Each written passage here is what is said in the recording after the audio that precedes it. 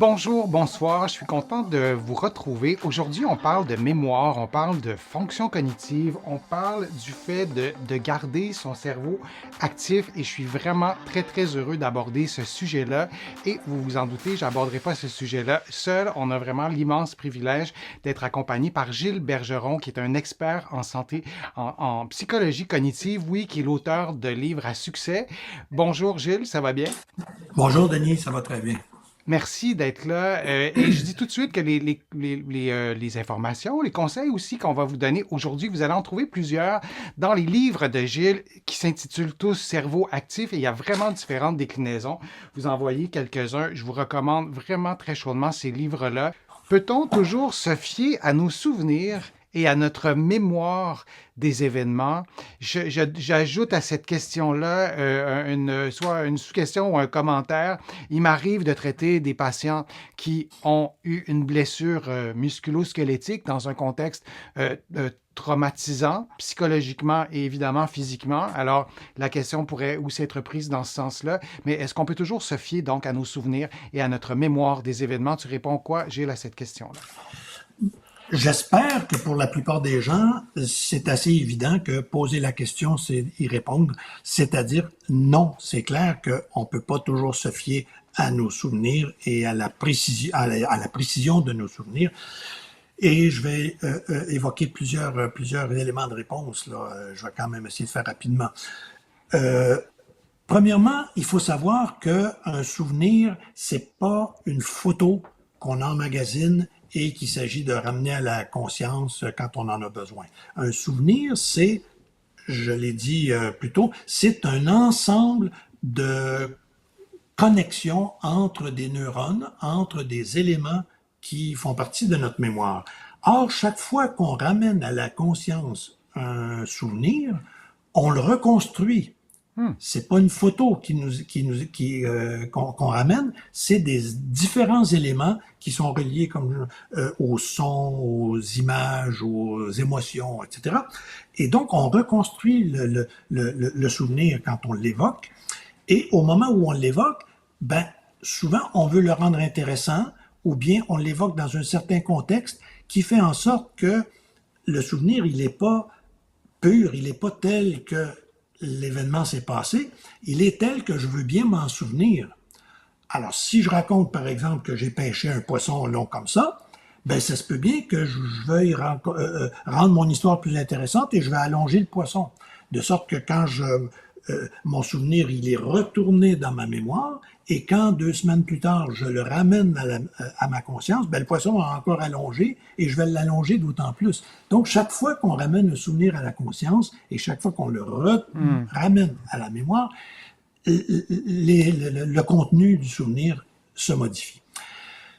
On sait également, c'est un deuxième élément de réponse qui est très important, on sait également que c'est pas du tout fiable. Les témoins oculaires d'un événement sont pas fiables. Les témoignages sont pas fiables. Le nombre d'expériences en psychologie où on a montré quelque chose aux gens en leur demandant observez bien ce qui se passe, puis ensuite on les questionne là-dessus, on se rend compte, chaque fois c'est immanquable, on se rend compte que les personnes ne ramènent pas, Hmm. ne rapportent pas tel quel l'événement, mais tel qu'ils l'ont vécu avec leurs émotions, avec leurs présupposés, avec leurs préjugés.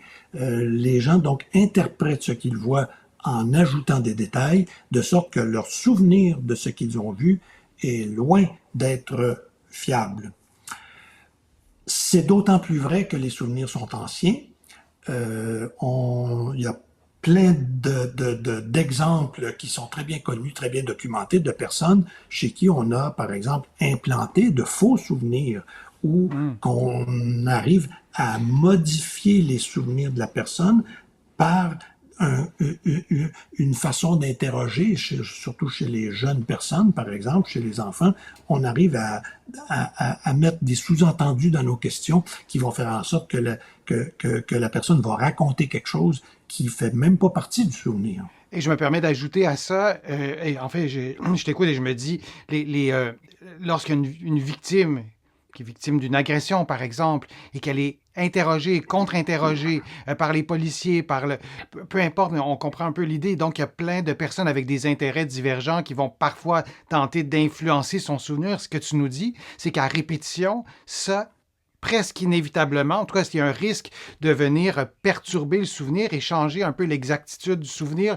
même en le faisant, en le provoquant délibérément chez quelqu'un d'autre. Est-ce exact? Exact, exact. Le cas classique, par exemple, c'est un policier qui interroge une victime qui s'est fait agresser, par exemple, et qui pose la question, l'agresseur, est-ce qu'il portait son arme de la main droite ou de la main gauche?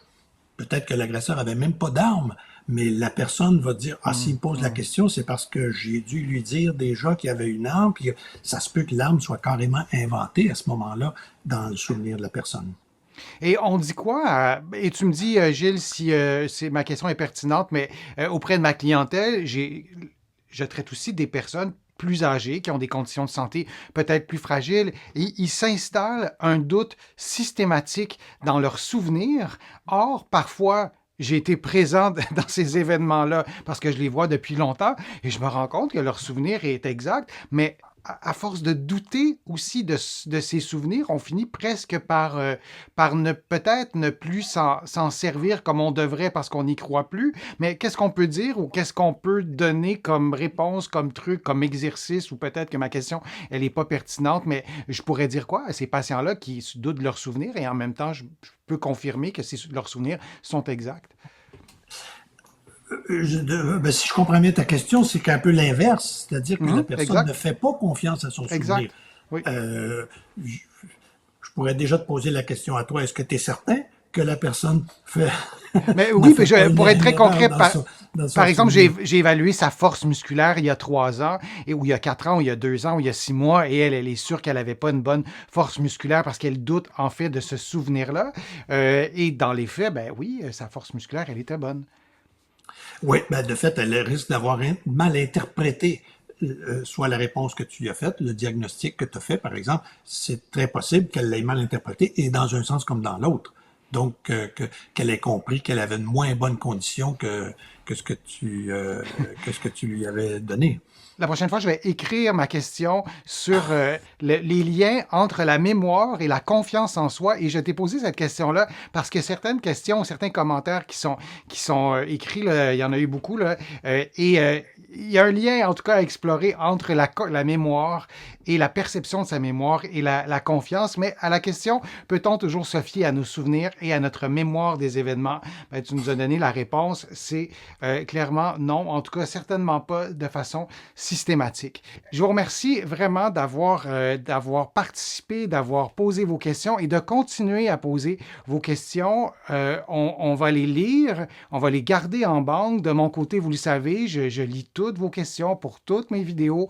Je les mets en banque. Parfois, j'essaie de répondre. Donc, merci d'avoir été attentif, d'avoir été actif. C'est le cas de le dire. Merci, Gilles Bergeron, l'auteur à succès et qui est un excellent vulgarisateur. On peut comprendre que tes livres, oui, remportent un si grand succès. Merci pour ta générosité. Merci pour tes explications. Merci à toi, ça m'a fait plaisir.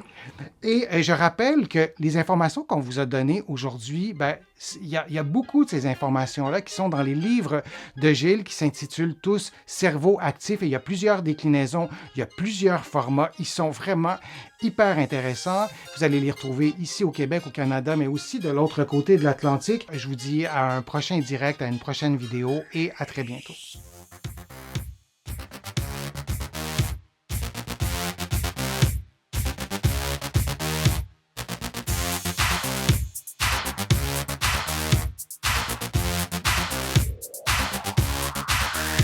Shh.